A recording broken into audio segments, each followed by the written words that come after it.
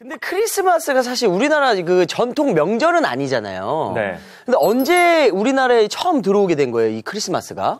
뭔가 제 생각엔 미국과 관련이 있을 것 같은데 올림픽 때 약간 이제 막 쫙 들어왔거나 88년도에 아니면 이제 한국전쟁 때 약간 미군들에 의해서 그쵸? 들어왔다. 제 예측은 약간 그 둘 중에 하나일 것 같아.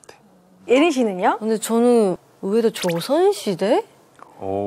조선시대의 크리스마스? 완전 진짜 의외로 옛날로 넘어갔을 수도 있지 않을까요? 그럴 수도 있겠는데. 네.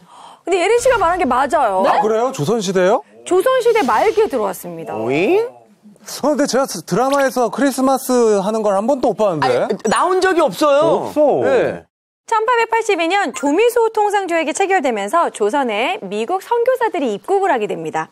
그 선교사들에 의해서 크리스마스 문화가 전파되었는데요. 당시 조선인들 사이에는 기독교가 낯선 종교였어요. 그러니까 선교사들에게 크리스마스는 기독교를 전파하기에 아주 좋은 기회였던 거죠. 막 선물도 주고. 네. 그러니까 진짜 우리 어릴 때 이 크리스마스 때는 교회 가서 네. 선물 받아오는 그런 네. 날이었어요. 그 재미죠. 가셨었어요? 이거 저 진짜 TMI인데 네. 이제 회사에서 소속사에서 네네. 연습생 때 밥을 못 먹게 해요. 살 빼라고. 그쵸.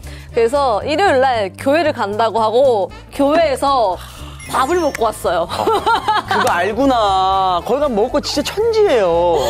예린님은 월요일에 얼굴이 너무 기름지다고.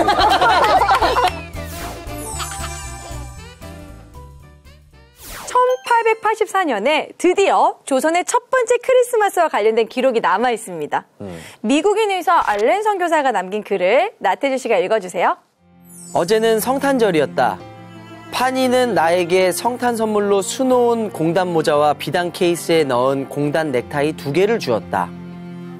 우리는 민영익을 잘 치료해준 대가로 이번 주에 조선 국왕으로부터 멋진 선물을 받았다. 좀 이상하다는 생각이 들죠? 조선은 1801년 신유박해를 시작으로 1866년부터 1871년까지 이어진 병인박해까지 천주교에 대한 탄압이 어마어마했던 나라예요. 그런데 불과 병인박해가 끝난 지 20여 년이 채 지나지 않아서 크리스마스를 받아들이고 심지어 고종이 선교사에게 선물을 준다? 좀 이상하죠? 네. 20년 동안 그럼 무슨 일이 있었길래 고종이 그렇게 확 바뀐 건가요? 크리스마스를 조선 왕실이 받아들인 결정적 이유는 바로 갑신정변입니다. 갑신정변?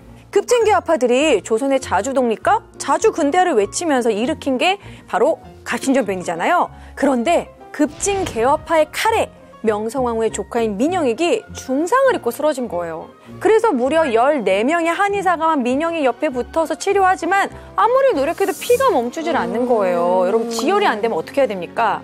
뽀매야죠. 그렇죠.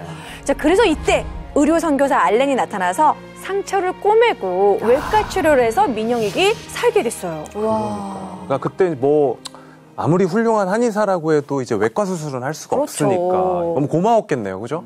그렇죠. 이 사건을 계기로 고종은 서양의학 그리고 기독교에 대한 생각이 바뀌게 됩니다. 고종은 알렌의 건의를 받아들여서 1885년 서울 종로구에 우리나라 최초의 서양식 병원인 광의원을 짓게 돼요. 이후에 이름을 대중도를 구제한다 이런 의미로 제중원으로 바꿉니다. 왕실 사람은 물론 평민들까지 많은 사람들을 진료하는 기관으로 이 제중원이 지금의 세브란스 병원으로 이어지고 있습니다. 이제 고종은 병원과 함께 그간 금지되었던 선교사들의 포교 활동을 묵인해 주는데요. 여기서 바로 깜짝 퀴즈 나가겠습니다. 네. 퀴즈! 제중원의 의료 활동을 시작으로 근대학교를 설립하는 등 선교 사업이 본격화되는데요. 네. 선교 활동이라는 목적 아래 1904년 우리나라 최초의 이것이 창단됩니다. 이것이 무엇일까요? 사슴농장 뭐 이런 거 아닐까요? 사슴농장? 루돌프를 오늘 주제가 크리스마스니까. 약간 창단이니까 약간 가창단일지도 일리 있다. 가창단. 아닐까요? 오, 크리스마스니까 노래도 불러야 네. 되고. 그때 당시 YMCA에서 창단한 야구단입니다. 야구단입니다. 갑자기? 야구단? 생각도 못했어. 아, 그 미국이 야구로 유명하니까. 그죠. 그래서 그걸 받아들인 그렇죠. 거예요?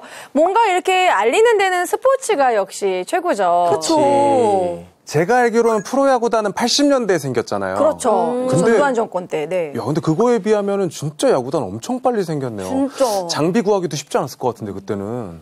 자, 사진을 보여드리도록 할게요.